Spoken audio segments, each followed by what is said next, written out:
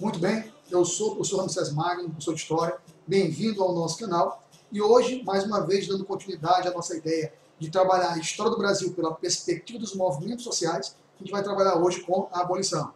Vamos lá?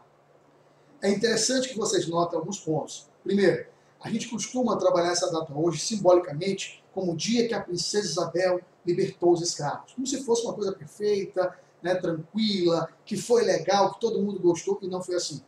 Ou que se resolveu a vida dos negros, também não foi assim. Ou que se resolveu a vida dos fazendeiros, também não foi assim. Então, infelizmente, a abolição da escravidão, ela foi um processo que veio a conta-gotas. A gente vai narrar aqui esse processo todo a conta-gotas, e no final iremos fazer uma análise crítica de como ela se deu e quais as consequências dela para a história do Brasil. Beleza? Então, olha só. A primeira coisa que a gente tem que chamar a atenção de vocês. Quando a gente discute a abolição, a gente tem que lembrar o seguinte. Como eu disse, foi a conta-gotas. E o que isso quer dizer? É que ela não veio rapidamente, não foi de uma hora para outra. A primeira coisa que vocês têm que lembrar é que desde que a família real veio para o Brasil, já havia uma pressão para que os portugueses acabassem com a escravidão, né, ou com o tráfico de escravos para o Brasil. Foi uma das exigências que a Inglaterra fez durante o processo da escolta da família imperial brasileira para o Brasil, quando o rei de Portugal, Dom João VI, na verdade, ele não era rei de Portugal, ele era príncipe regente ainda, a rainha de Portugal era Dona Maria I, lá chamada de Caridosa, aqui ironicamente chamada Louca. Então, quando Dom João VI, ainda príncipe regente Dom João, vem para o Brasil, em troca desse apoio, Portugal acaba aceitando assinar o Tratado de Aliança e Amizade, quando ele se compromete com a Inglaterra de que ele, Portugal, iria acabar com o tráfico de escravos para o Brasil, coisa que vocês sabem não aconteceu. Posteriormente, é um segundo momento, é quando o Brasil consegue a sua independência, né, ou luta pela sua independência em 1822. A Inglaterra, em troca do apoio e da negociação no nosso processo de independência, a Inglaterra também pressionou para que o Brasil assumisse o compromisso que Portugal assumiu e não cumpriu, de que o governo brasileiro iria acabar com o tráfico de escravos para o Brasil. Esse segundo momento também não foi cumprido, vocês sabem disso. Em 1827, a Inglaterra, cobrando o acordo de 1822, ela pressiona o Brasil para que o Brasil assuma esse compromisso efetivo.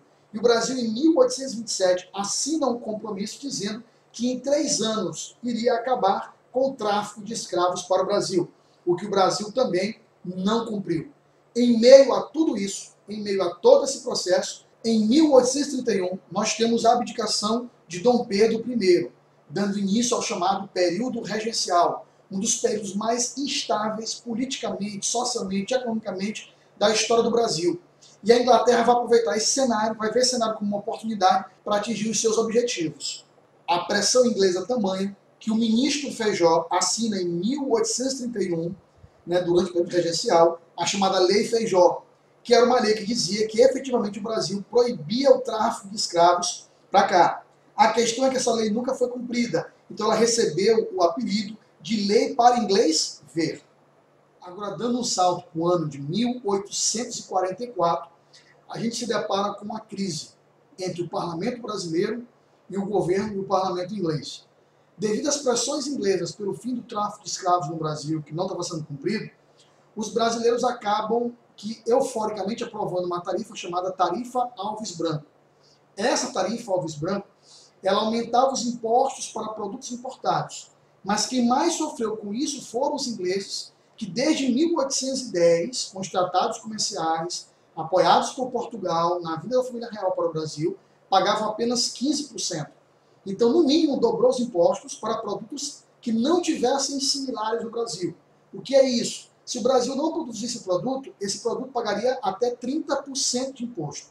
Agora, produtos com similares no Brasil, se o Brasil fabrica esses produtos poderiam pagar até 60% de impostos. Isso irritou demais os ingleses. E aí, no ano seguinte, a Inglaterra decreta o Bill Aberdeen. E o que é o Bill Aberdeen? É uma regra inglesa, uma lei inglesa, em que os navios ingleses iriam necessariamente em alto mar capturar a tripulação branca e libertar os negros daqueles navios que fossem navios negreiros. Esses navios poderiam ser até afundados em alto mar, de repente, com a tripulação branca dentro. A grande questão é que muitas vezes eles invadiram a costa de outras nações, né, o litoral de outras nações, ofendendo a soberania nacional atrás desses navios negreiros. Para a tripulação negra, era um problema a mais. Por que um problema a mais? Porque muitas vezes, para os navios não serem capturados com a prova, os negros estavam acorrentados, presos em correntes, e aí eles eram atirados ao mar. Porque sem a prova não tinha como a Inglaterra acusar um navio de ser um navio negreiro. Outro problema é que os brasileiros que praticavam esse tráfico, e os portugueses também que praticavam, mas sobretudo os brasileiros que praticavam esse tráfico para o Brasil, eles, entre 1945 e 1850, aumentaram o tráfico, aumentou, o Brasil importou mais escravos, então o efeito, na verdade, foi contrário ao interesse. É como se os proprietários brasileiros quisessem fazer um estoque de mercadorias e os traficantes de escravos quisessem aproveitar, enquanto podiam aproveitar o tráfico de escravos. E aí, em 1850, 5 anos depois do Bill Aberdeen, o Brasil assina a famosa Lei Eusébio de Queiroz, que é a lei que vai pôr um fim definitivo ao tráfico de escravos para o Brasil. Em lei, não quer dizer que não aconteceu. Vocês devem saber que algumas regiões do Brasil recebiam escravos irregularmente. Tem uma região muito famosa, que é o Porto de Galinhas, a famosa praia do Porto de Galinhas, porque ela recebia as galinhas de Angó, na verdade eram escravos. Infelizmente, a região acabava de forma ilegal recebendo esses escravos aqui. Então não se esqueçam, a famosa praia de Porto de Galinhas, de Pernambuco, ela tem esse nome porque ela recebia escravos ilegalmente. Agora, dando continuidade, avançando na linha do tempo, em 1871, o Brasil assina a famosa Lei do Ventre Livre. Essa lei gera muita confusão.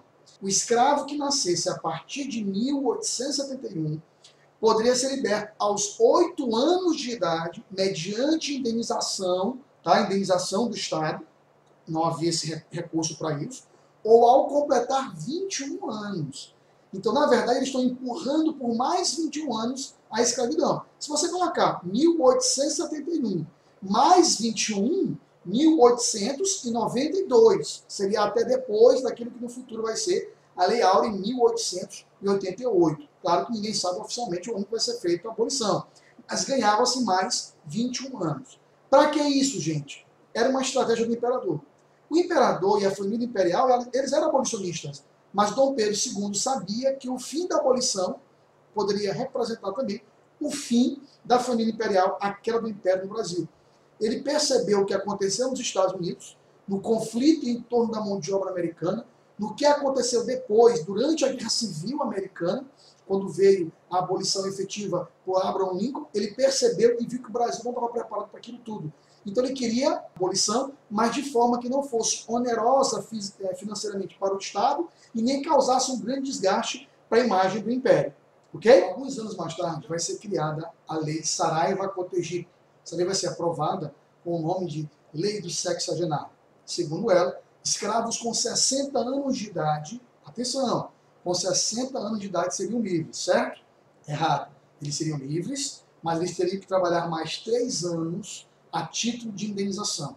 Agora, já é difícil um escravo chegar aos 60. Aos 63, então, é muito mais difícil. Essa lei também dizia que se esse escravo chegasse aos 65 anos, ou já tivesse 65 anos, ele não precisava mais trabalhar. A lei também afirmava que o senhor era obrigado a cuidar desse escravo idoso, certo? Era a obrigação dele da alimentação, da vestimenta, cuidar da saúde dele. Ele não podia abandonar. E esse escravo tinha que ficar em seu domicílio por pelo menos 5 anos. Se ele saísse desse domicílio, ele poderia ser preso por vadiagem e aí seria obrigado a prestar serviços públicos ou trabalhar em colônias agrícolas. Agora se liguem no que eu vou dizer para vocês. Qual era a estratégia do imperador? Era fazer uma abolição sem custos, sem ônus, a longo prazo. Agradaria os fazendeiros, tecnicamente aliviaria a pressão sobre o império pelos abolicionistas e o imperador não teria nenhum ônus. Então qual era a estratégia? Se ele liberta escravos que têm 21 anos, a partir de 1871, mais 21 anos. E se ele liberta escravos que têm 60, chegando nos 65 anos, mais ou menos em 1930, sem ônus para o Estado, haveria sido concluído o processo da abolição no Brasil. Muito bem, chegamos ao ano de 1888. E o que a gente tem que chamar a atenção de vocês? Entendam que no dia 3 de maio, a princesa Isabel chegou ao parlamento pedindo aos senadores que aprovasse o mais rápido possível a lei que trazia a abolição. No dia 8, ela pede que Rodrigo Augusto da Silva remeta ao parlamento o projeto da Lei Áurea. Ele era ministro da Agricultura. Esse texto, então, é aprovado no dia 10 pela Câmara, pelo dia 11 chega no Senado e logo de imediato, em menos de um dia, ele é aprovado também no Senado. Tanto que no dia 13, um domingo, a princesa Isabel assina a Lei Áurea. Agora, assinada a Lei Áurea, qual era o problema? A princesa Isabel, com aquilo ali, ela imaginava estar ganhando o apoio da maioria da população, carisma, mas isso não foi suficiente. Na verdade, custou muito caro para ela. E não foi falta de aviso. Não que eu defendesse a escravidão, mas que vocês entendam o contexto histórico da época. No contexto histórico, Joaquim Nabuco teria dito para ela não assinar essa lei, para ela não propor e não assinar. E ela disse que ela iria assinar. O Joaquim Nabuco se aproximou dela e disse: tu não vais assinar isso. Ela teria dito: eu vou assinar, quer apostar comigo? Ele disse: não faça isso. Aí ela assinou. Ele não te disse que eu ia assinar. Ele teria dito: tudo bem, tu ganhastes a aposta, mas perdestes o trono. Por quê? Porque ela perdeu o apoio do último segmento que ainda apoiava o Império, que eram os proprietários de escravos. Uma aliança que foi construída por Dom Pedro I, lá no processo de independência. O grupo de proprietários de escravos era o último grupo, o último alicerce, ainda que apoiava a monarquia. Sem esse grupo, a monarquia ruiria um ano depois. Então a estratégia, infelizmente, caiu por terra, porque a lei não trouxe com ela a indenização. Isso custou o peso da coroa para a família imperial brasileira. Para que vocês entendam isso, os grandes proprietários que eram monarquistas passam agora a ser contra a monarquia e defender a república. Eles receberam, portanto, um apelido: republicanos do 13 de maio. Ou seja, só tinham se tornado republicanos por causa da Lei Áurea. E eles vão ser muito fortes no combate à monarquia e trabalhar pela queda do Império Brasileiro. Muito bem, faremos agora outras discussões, vamos entrar em outros debates. O primeiro deles é o simbolismo das camélias, aquelas flores camélias. Existe um autor chamado Eduardo Silva que escreveu a obra As Camélias do Leblon e a Abolição da Escravatura. Ele trata muito bem nesse tema. Para quem não sabe, havia um tal de Quilombo das Camélias, que era um quilombo na zona sul do Rio de Janeiro. Essas flores eram usadas pelos apoiadores das causas e ornamentavam o Palácio Guanabara, as vestes da princesa Isabel. Hoje, a região que é esse quilombo corresponde ali onde estão os prédios do Alto Leblon, o clube campestre da Guanabara. E assim, esse autor reconhece que talvez esse seja um dos primeiros quilombos de resistência atuando politicamente com a ajuda de pessoas influentes e simpatizantes da causa. Porque eu posso falar que no Maranhão, o quilombo da Lagoa Amarela, do famoso Neo Cosme, ele também tinha uma consciência política, falava de república, mas não tinha o apoio das elites, como é o caso do quilombo das Camélias. Bom, o curioso é que a coisa era tão forte, era tão atuante esse quilombo, essa resistência, o apoio de intelectuais, e parecia que não havia uma preocupação em esconder a existência dessas reuniões em prol da abolição. Agora, o quilombo era de difícil acesso, não era fácil chegar lá. E quem chegasse lá tinha que chegar com a florzinha, demonstrando que estava de conluio com eles, concordava com suas ideias. Uma coisa interessante, uma das razões dos escravos terem escolhido essa flor como símbolo é justamente para demonstrar que eles não eram tão grosseiros, que negro só fazia trabalho bruto. Então, plantar camélias era uma forma de mostrar que eles também eram capazes de realizar atividades que são extremamente delicadas. A própria princesa Isabel ela promoveu muitas festas no Palácio de Petrópolis para arrecadar fundos para esse movimento. Agora, a grande questão ela foi, como eu disse a vocês, muito criticada por demorar a tomar partido, e muita gente fala que quais seriam as razões dela ter apoiado esse movimento, se foi a pressão inglesa, se ela estava preocupada em atrair simpatizantes, se ela se apegava à ideia do papel histórico. E o curioso é que o 13 de maio é uma data simbólica para o Império. O 13 de maio foi quando Dom Pedro I conseguiu o título de defensor perpétuo do Brasil. Então, talvez por essa razão, ela tenha escolhido essa data para poder fazer uma analogia aí a ela ser uma defensora perpétua dos negros. Se o avô dela era defensor perpétuo do Brasil, ela seria o defensor perpétuo aí dos negros. Então, se coloca muito nesse sentido. Outro ponto interessante a ser discutido é que, ao final do período colonial, o Brasil tinha mais ou menos 40% da população escrava. O que vai mudar muito. Quando a gente chega no final do Império, é feito o primeiro censo oficial do Brasil, e ele data de 1872. Nesse censo, a população de cativos no Brasil gira em torno de 723 mil escravos, o que equivaleria mais ou menos aí a 15,24% da população brasileira. Em outras palavras, os escravos saíram de 40 para 15. Isso mostra que as leis estavam funcionando de fato a conta-gotas, aos poucos estavam acabando com a escravidão no Brasil. Outro ponto curioso é que uma década antes, nós tínhamos para lá de 1.700.000 escravos, quer dizer, esse número foi reduzido à metade em menos de uma década. E por fim, importante ser discutido nesse aspecto, é o fato que esse censo é um censo preconceituoso. A intenção deles era localizar a quantidade de imigrantes, de pessoas brancas vindas de outras partes do planeta, sobretudo portugueses, alemães, franceses, e nesse processo foi constatado que o Brasil tinha mais ou menos aí 3,8% de estrangeiros ainda em nosso território. Quanto aos índios, a título de curiosidade para vocês, eles eram apenas 4%, isso no censo de 1872, que é o primeiro censo oficial do Brasil. Meus queridos, e para encerrar, não podemos deixar de falar da condição social do negro. Entendam vocês que a condição do negro foi a pior possível após a abolição. Eles não receberam amparo, nem apoio para a educação, nem apoio para a alimentação, nem apoio para emprego. Muitos negros foram morar aonde? Eles foram morar nos morros do Rio de Janeiro. Foi aí que começaram as favelas. Claro que esse nome vai ser conhecido depois. As favelas vão crescer muito com a chamada revolta da vacina no Rio de Janeiro, mas elas começam com a abolição, com a falta de espaço para os negros nas cidades. Esses negros, no Rio de Janeiro, até que alguns deles vão ser abraçados pela indústria, o que não é normal no restante do Brasil. Infelizmente, o Brasil começava uma política de branqueamento já de algum tempo. E essa política fez com que muitos imigrantes viessem para o Brasil e eles vão ocupar postos que poderiam ter sido ocupados pelos negros. Eu não estou dizendo que não era para vir imigrantes para cá. Graças a Deus, nós somos hoje o que somos com a presença dos imigrantes. Mas para os negros, a situação ficou muito mais complicada pela falta de emprego. Os reflexos dessa falta de política de assistencialismo aos negros são sentidos até hoje. É um efeito catastrófico. A maior parte da população pobre brasileira é de negros.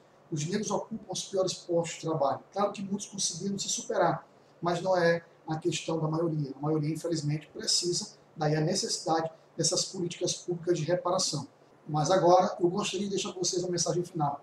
Não se esqueçam, não foi um presente a abolição. Foi uma luta, foi uma conquista dos negros. Seja pela via legal ou pela via ilegal, os negros sempre lutaram pela sua liberdade.